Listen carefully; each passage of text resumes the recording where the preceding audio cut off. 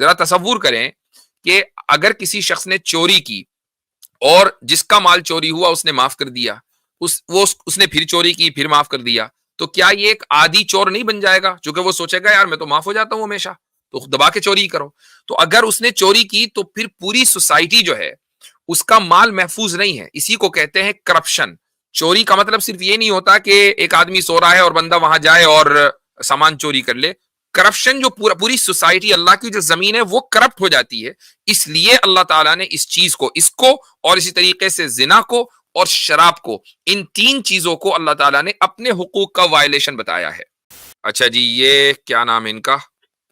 کفر بٹ طاغوت۔ جی بھائی وعلیکم السلام، کہاں گئے بھائی؟ ہاں جی، آ رہی ہے۔ خلافت پہ کریں گے کیا سوال؟ نہیں استغفر اللہ، نہیں اچھا استغفر اللہ کیوں؟ تو بہت اچھی بات ہے۔ ارے نہیں آپ نے استغفر اللہ کیوں کر دیا؟ ہاں جی ہندوستان سے بات کر رہا ہوں بھائی۔ اچھا جی، میرا سوال آپ سے یہ ہے کہ ہم یہ سمجھتے ہیں کہ ایک اللہ کے حقوق ہوتے ہیں اور ایک بندے کے حق ہوتے ہیں جو ادا کرنے ہوتے ہیں۔ تو جو اللہ کے آرڈرز ہیں، مطلب جو بندے کا حق کوئی بندہ مارتا ہے تو کہتے ہیں کہ اس کو اللہ تعالیٰ معاف نہیں کرتا ہے، وہ بندے کے اختیار میں ہوتا ہے، معاف کرے چاہ نہ کرے۔ میں صحیح بول رہا ہوں؟ ٹھیک ہے، بولے۔ تو اچھا، میرا کوشچن یہ تھا کہ جیسے اب کسی نے کسی کا مرڈر کیا فار ایگزامپل، تو جو وارثین وہ ہوتے ہیں، جو قتل ہوتا ہے اس کے وارث ہوتے ہیں، ان کو اختیار ہوتا ہے کہ وہ اس کو قاتل کو معاف کریں یا نہ کریں۔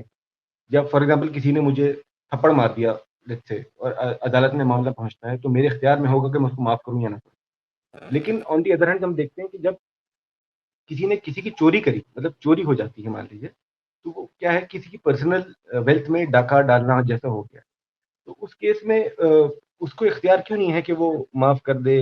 اس کا ہاتھ ہی کیوں کٹے گا؟ مطلب یہ ایک کوشچن۔ ٹھیک ہے، اصل میں جو سوال ہے آپ کا وہ یہ کہ جس طریقے سے قتل کرنا حقوق العباد کا وائلیشن کہلاتا ہے، تو چوری کرنا بھی حقوق العباد کا وائلیشن ہونا چاہیے، رائٹ؟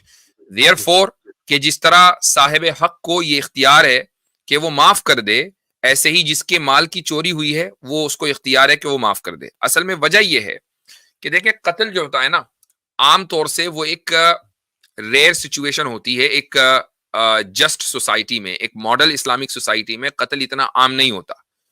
اچھا، دوسری بات یہ ہے کہ اگر مان لیجئے ایک آدمی نے ایک مرتبہ قتل کیا، غصے میں آ کر دیا، کوئی بھی وجہ ہوئی، اور اس کے رشتہ داروں نے مقتول کے اس کو معاف کر دیا، اس نے دوبارہ پھر قتل کر دیا، تو میں نہیں سمجھتا کہ کوئی ایسی صورتحال ہوگی کہ مقتول کے جو رشتہ دار ہیں وہ دوبارہ پھر اس کو معاف کر دیں گے، کیونکہ اب وہ ایک یہ ہو گیا کہ بھئی یہ آدمی غصے میں نہیں ہے، یہ آدمی اس کو قتل ہی کرنا ہے۔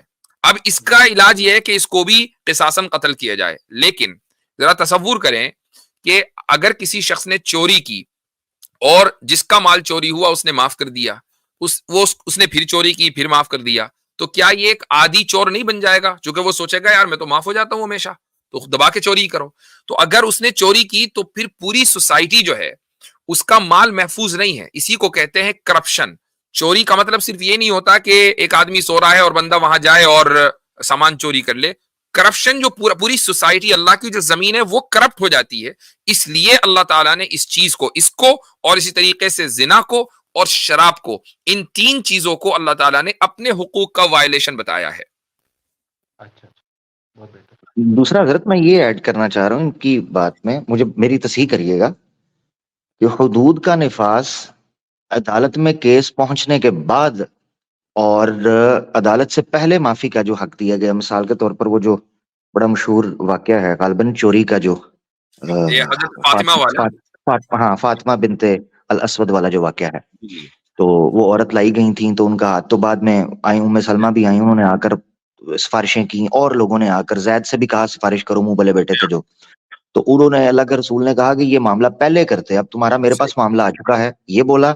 اور پھر اس کے بعد کہا 3-4 مشہور جملے جو ہیں کہ پچھلی قومیں اس لیے تباہ ہوئیں کہ وہ جب ان میں شرافیہ کو جرم کرتی تھی اس کو چھوڑ دیتے تھے، غریب آتا تھا تو اس کو پکڑ کے سزا دیتے تھے، اور پھر کہا ولو فاطمہ بنت محمد صلی اللہ علیہ وسلم سرقت لقطات یدہ، میں ان کا ہاتھ کاٹتا.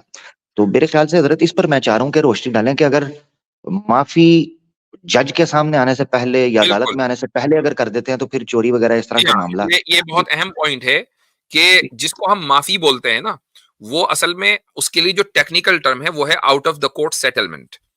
تو قتل کا جو معاملہ ہے اس میں out of the court settlement ہو سکتا ہے، چوری میں، زنا میں اور اسی طریقے سے شراب میں out of the court settlement کی کوئی گنجائش نہیں ہے. لیکن مان لیجئے اگر کسی چور نے آپ کا سامان چوری کیا اور آپ اس کو بغیر پولیس میں رپورٹ کیا، آپ اس کو رپورٹ ہی نہیں کر رہے ہیں، آپ نے معاف کر دیا، بات ختم ہو گئی ہے، کوئی مسئلہ نہیں ہے. Okay okay.